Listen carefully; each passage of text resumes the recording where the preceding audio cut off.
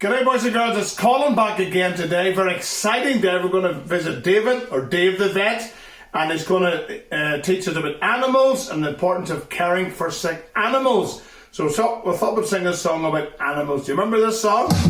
God made the elephants, and he made the rhinos too, oh God made the hippopotamus, and he made the octopus and cockatoos. God made you and me just the way we ought to be.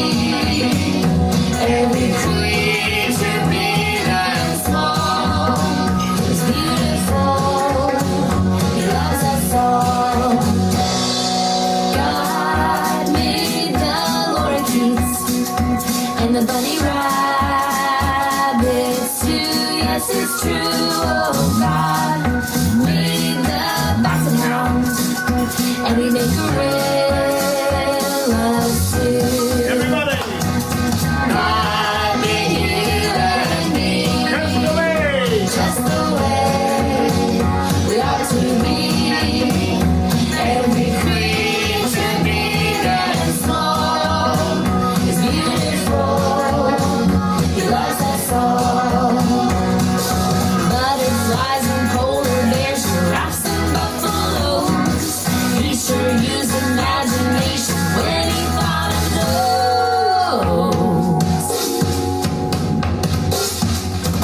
God made you and me just the way we ought to be. Every creature, big and small, is beautiful. He loves us all. God made you and me just the way we ought to be. Every creature, big and small, is beautiful. He loves us all. Brilliant song. Let's go and visit David the vet and learn something more about how a vet is able to help sick animals. Over to you, Dave. Dave, how are you? How are you, Colin? You're Dave the vet? That's right, yep.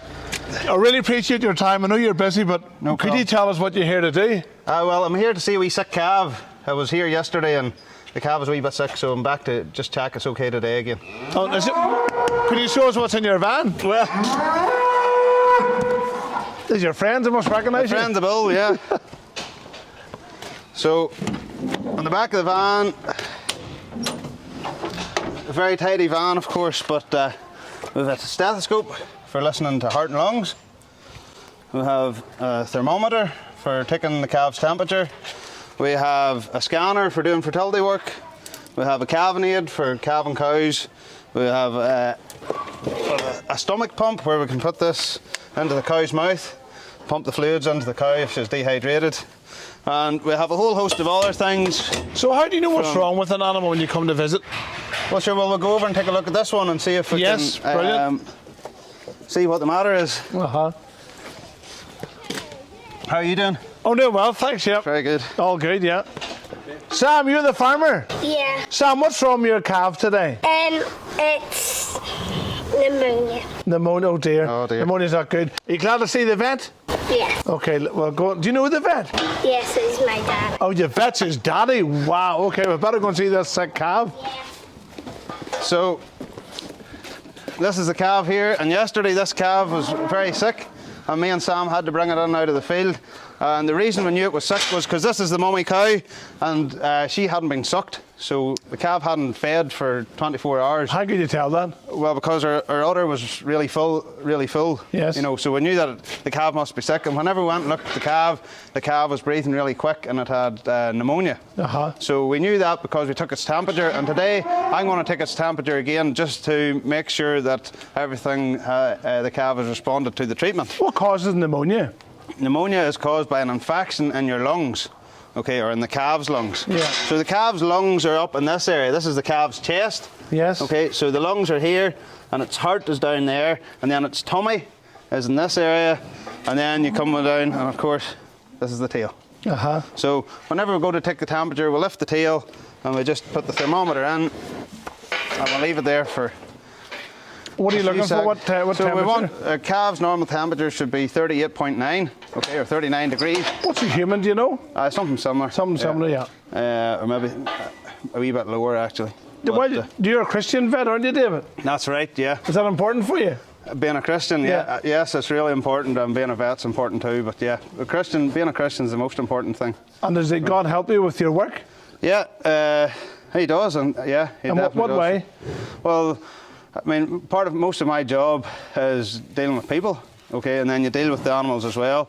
But I believe that God gave me the gift of being able to look after animals and use my skills to do them things, you know. So definitely, God has gifted me in that way. But to be a vet, you have to be. Were you good at school?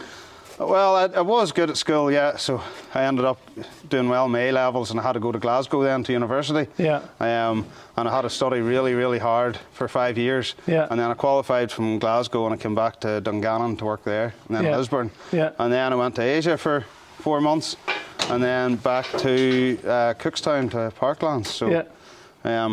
but Oh, yeah, but God has given me huge opportunities to be able to go and help with missionaries in Asia.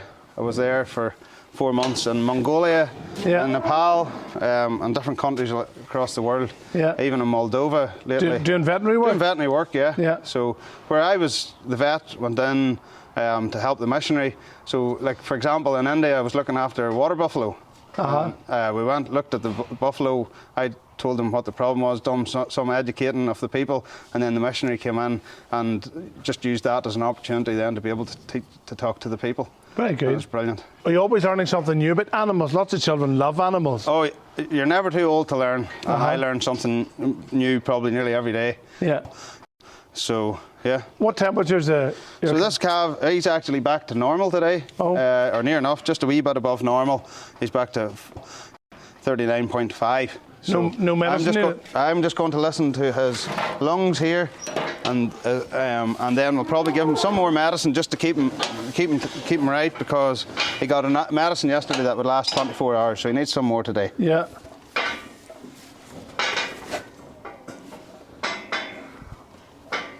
What are you listening for? A good regular heartbeat? Well, the heart's down here. Yeah, and his heart's fine. It's maybe going a wee bit fast because of the excitement. But we're listening for the lungs, and if the lungs were bad, you'd hear like a like that there. Whereas they're back to nearly normal today. So. And what's the medicine you give him? He's getting erythromycin, which is like a terramycin. An antibiotic. Antibiotic, yeah. So yesterday he got an antibiotic and he got an anti-inflammatory, and the anti-inflammatory brought his temperature down and has made him feel basically better today. If we're going into the vein's just here, and I raise the vein like that, and they go in like that, and then that's how you give into the vein. So sometimes it's easy to do, and sometimes it can be difficult, and it takes you three or four times. But Sam, do you like farming? Yeah. Do you have a name for your calf? No, not yet, but we're playing the well. That's good. Likes a good scratch on the head, so we don't. So we all do, don't we? Yeah. That's a happy calf. Are you happy now, Sam? Yeah. Are you pleased to see the vet coming? Yeah. And the vet helped sort your calf out? Yeah. What would happen if you never, if a farmer, If Sam, never noticed yeah, that? so if Sam hadn't noticed that yesterday, by today his calf would have been really, really sick, and by tomorrow his calf might have died Because of pneumonia? because of the pneumonia. So your job's very, very important. Or yeah, I mean, some farmers are able to treat these things themselves, Yeah. but there's some things that are very difficult to treat and needs the vet, especially to get an injection into the vein. And what sort of call-out would you know? What's an average call-out you would get? to a farm? Mostly calvings and cesareans, Yeah. and all the things to do with that. Yeah. And then sick calves like this with pneumonia. If somebody phoned you in the middle of the night, do you tell them to wait till the morning? Would you have to respond? No, I have to respond. So I'm normally sleeping, and you hear the phone go, and you're like, oh, who's that? And then you look out the window to see if it's light or dark. And if it's dark, you know it's the middle of the night. Yeah. And up you get, and you head off to do whatever you do. So a head torch is one of the main things that I need to carry in my van. In my job, I would say it's for the children. And your job, you say it's for the animals. For the animals and for the farmer too. I enjoy being able to be out amongst the farming community and they encourage me, and I hopefully encourage them. Yeah. Do you ever meet cross farmers? Sometimes, not very many, very many. Most farmers Appreciate you coming. but sometimes people, they're worried for whatever reason, and but we deal with that, and the people calm down, and you get on with it. Does God give you a discernment how to talk to people? Yeah, I do believe he does, yeah. Because some people are worried, some people are cross, some people just maybe feel that they don't know what to do next. You can go out into some farms where it's a full herd of cows that are sick, not just one, and that's an awful situation for a farmer to be in. Yeah, it's livelihood. Yeah, so we talk through that all, and maybe have a cup of tea and sit down over the kitchen table and try and sort things out. That's an idea. We could do that later on. We could. What's next protocol after the Happy Calves fix? Sam, are you happy, Farmer Sam? Yeah, the farmer's cousins actually have a dog that we need to look at as well. Oh. So we'll maybe go out through the gate and have a look at their dog. Oh dear, wee dog. Thank you, Dave, so much for your insight into the animals and how they're cared for, and how, of course, God created all the animals wonderfully and perfectly. He made them. Yet, of course, they're animals. They do get sick and they need care, they need love, they need attention. And we're going to finish off singing a butterfly song. How many animals can you notice in this song?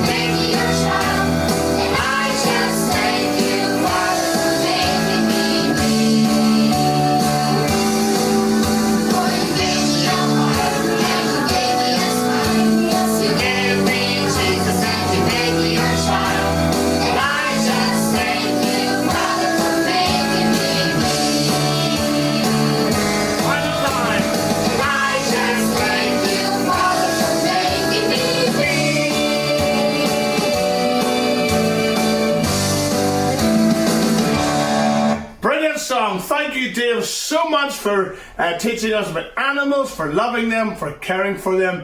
What a lesson we can learn. When animals are sick, there's always a vet that will help them along the way. Thank you. Bye.